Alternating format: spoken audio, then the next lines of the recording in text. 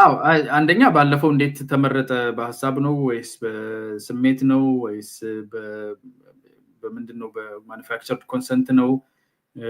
በስትራክቸራል ፍሬሚንግ ነው በምንድነው የሚለውን ነገር አይደንቲፋይ ለማድረግ አይ ቲንክ ምን ይችላል አይመስለኝም ስፔኩሌት ማድረግ እንችላለን ራሱ መራጩ ራሱ ምን ያህል በሐሳብ ላይ ተመስርቶ መምረጥን ተለማምዷል በሀገር ልጅነት በብሔር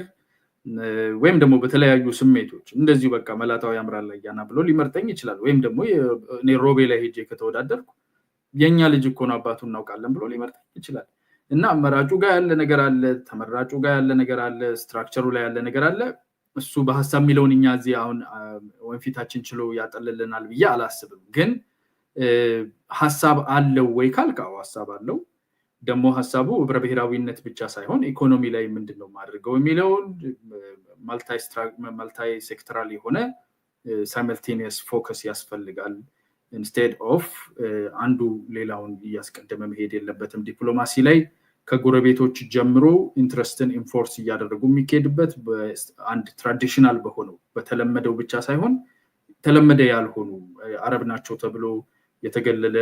ሌሎች አላያንሶችን ከተለያየ ቦታዎች ጋር መስራት አለብን እጃችን መፈታት አለበት የሚል ዲፕሎማቲክ ስትራክቸር አለ በጣም እንትን የሆነ ነው ኖቨል ነው to some degree because normally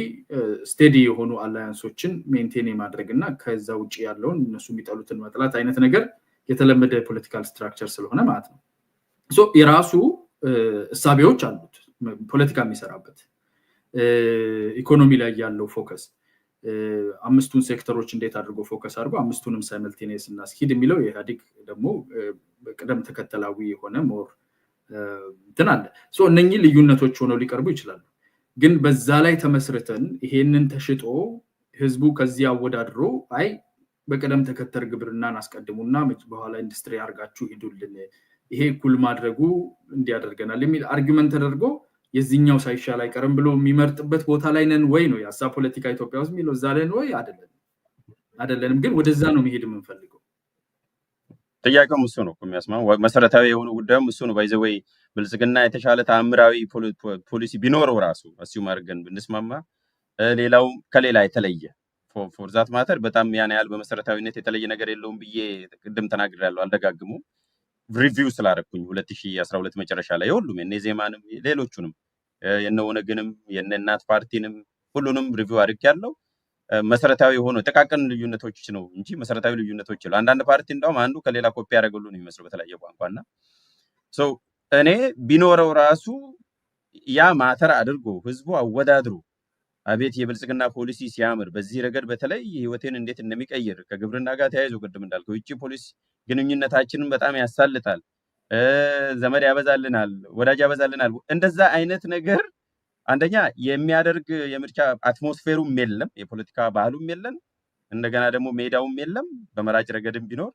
ሶስተኛም ከብልጽግና በኩልም የተሻለ ፖሊሲ አምጥቼ ከሌሎች ተሽዬ ተመረጥኩ የሚል ነገር በድፍረት ያው እንደ ፖለቲካ ይላሉ ግን በድፍረት ኢምፔሪካል ይናገራሉ ብዬ እኔ አላስብም ይሄ ኦብዘርቬሽንም ነው በተወሰነ ደረጃ ያየነውም ጉዳይ ነው ሶ ይሄንን እንውሰድና በዚህ ጉዳይ ላይ የመጨረሻ ምርጫ አጥተው ማለት እድል አጥተው ነው ወይስ ከብልጽግና የተሻለ ሐሳብ ወይም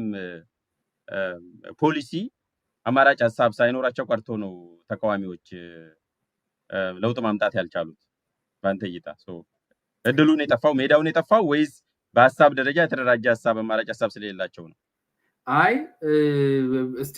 እድሉን እንትን ያልቻሉት ለውጥ ማምጣት ያልቻሉት የሚለውን ፓርት ለየውና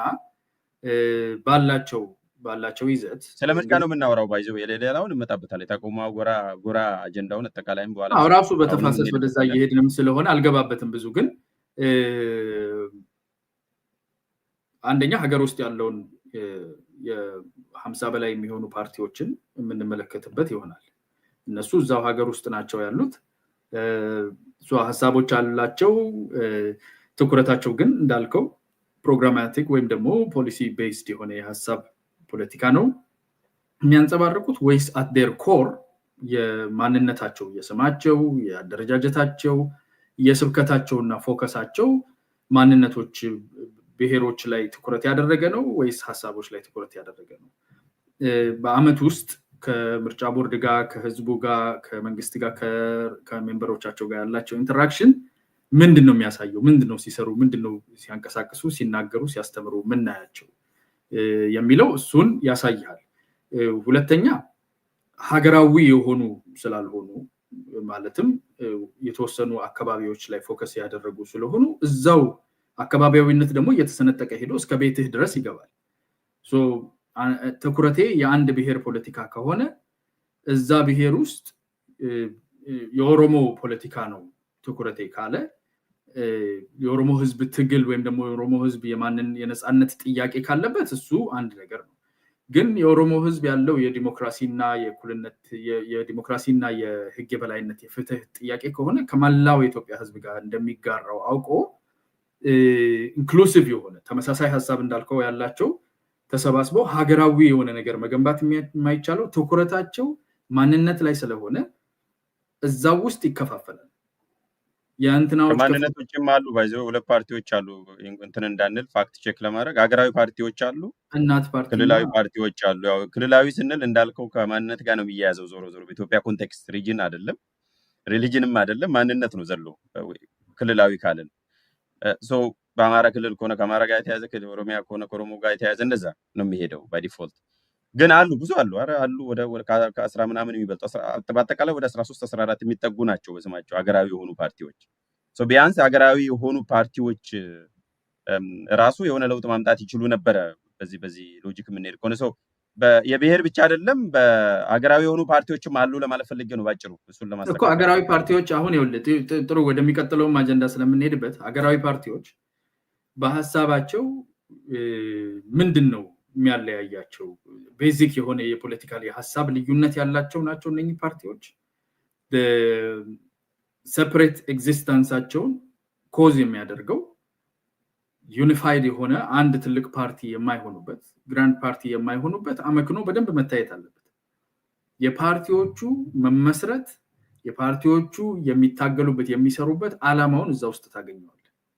ኢንዲቪጁዋል ኢንትረስቶች፣ ግሩፕ ኢንትረስቶች፣ ሌሎች ነገሮች ውስጡ ተሰፍተው ነው ያሉት። አገራዊ የምትለው ውስጥ ራሱ ያለው ሽኩቻ ምንድነው ብትል የታች ሰፈር ልጆች የላይ ሰፈር ልጆች እንዲተቆጣጥረውት